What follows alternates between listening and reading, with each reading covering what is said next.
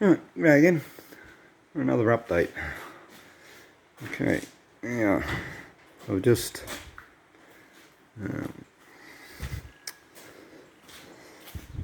finished putting the red oxide primer on the inside. I'd already done sort of one side, but I hadn't gone along the back because I hadn't finished grinding and cleaning. I've gone right underneath. Everywhere that this red oxide primer is, I'll be putting a black epoxy enamel, just spray can stuff, and all of that. Everywhere that gets the black will also be getting covered in vinyl, carpet, whatever. Notice I haven't done the dash because on the Volkswagen that's painted with the outside colour, and which will also have to be 2-pack primed. Sort of started cleaning it up here. It has to go back to bare metal. Yeah, there's still a fair bit of scrubbing to do on there, especially up around here, so I've got to be scrubbed off. Scrub back to shiny metal. The other thing I've done, the last update, I'd put one coat of 2-pack primer and guide coated it. And I ended up having to put a bit more putty in a few places. Just here and here. I think I actually showed that in the previous video. Anyway, I've done that. I've gone over it again with another heavy coat of 2-pack primer. I'm fairly confident now that I've got the shape right.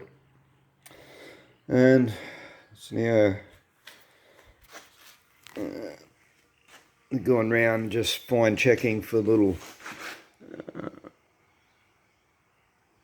chips, pinholes, bits and pieces that need a bit of extra filling.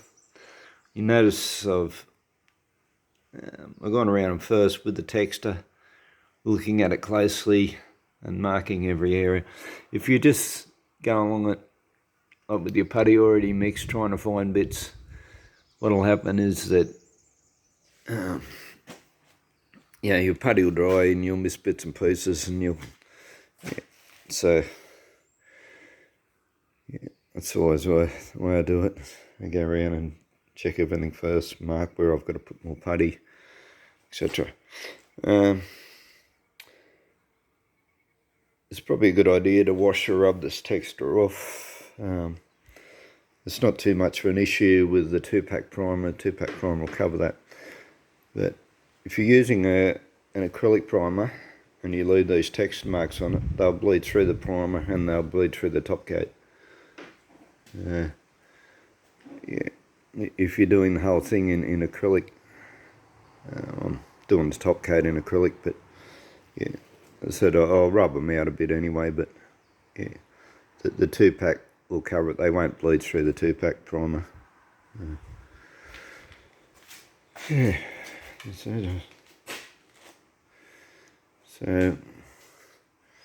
the next step will be, now I'll go over this again with the wet 240 with the half sheet sanding pad. I'll guide coat it. I'll rub these little bits of putty first, and then I'll guide coat the whole thing. Then rub all the guide coat off and make sure that I have got it all the right shape. And also scrub all these other bits along the dash, around the door pillars, get them all back to clean bare metal. And then I'll be primering everywhere bar where I've put the red with the 2-pack primer. And this will be a thin down coat. Like when I'm doing these over the putty patches, I don't thin 2-pack primer at all and just spray it on thick, let it fill. But it comes up, it's fairly lumpy, which you can't really see here. It sort of looks smooth, but it's not. If you feel it, you can feel it's lumpy. And yeah, on the final coat of primer, you do want to thin it down to to your regular paint consistency.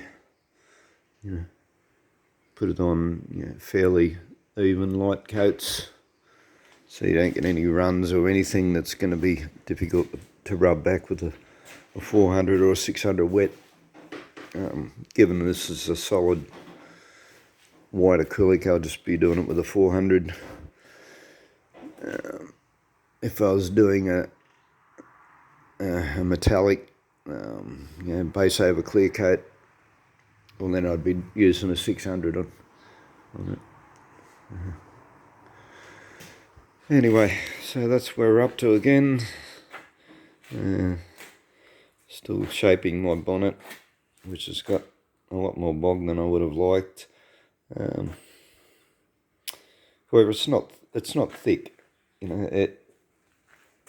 This looks far worse than what it is. You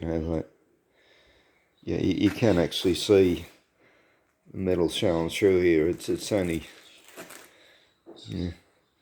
probably 2 mil thick at the most. So yeah, it's not as bad as it looks. But yeah, given that I'm not as good a panel beater as I would like to have been, that's the only way I have of getting it to a nice finished shape. The other thing I still have to do, I'd put the latch on here, but I hadn't finished actually lining it up and make sure it works properly. So we'll be doing that before I paint it, especially before I put it on the floor, because while it's off the floor, I can climb up through here where the fuel tank sits and make adjustments with it closed, and if it jams I can open it again and whatever. I mean, if it jams and you can't get to it from underneath, then you got a hell of a job opening it again. And so as I said, I'll be making sure the bonnet's all operational before I finish painting it. I will at some point. I've sprayed a primer in here. This is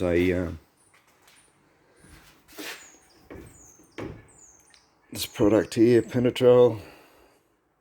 I have sprayed that right up inside all the panels. It does take several days to dry, which is probably due to the fact that it's winter here in Tasmania, and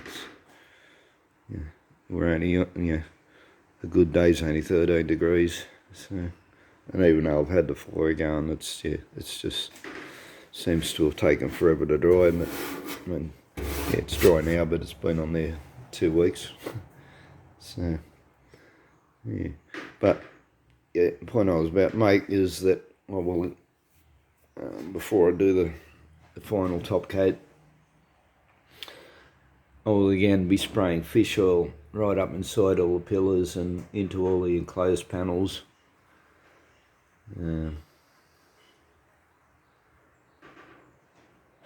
I'll do that before I put the outside top coat on, in case any of it goes on a painted surface. I can then clean it off without affecting the top coat, the outside finish coat. Anyway, there we go. Thanks for watching, people. Bye.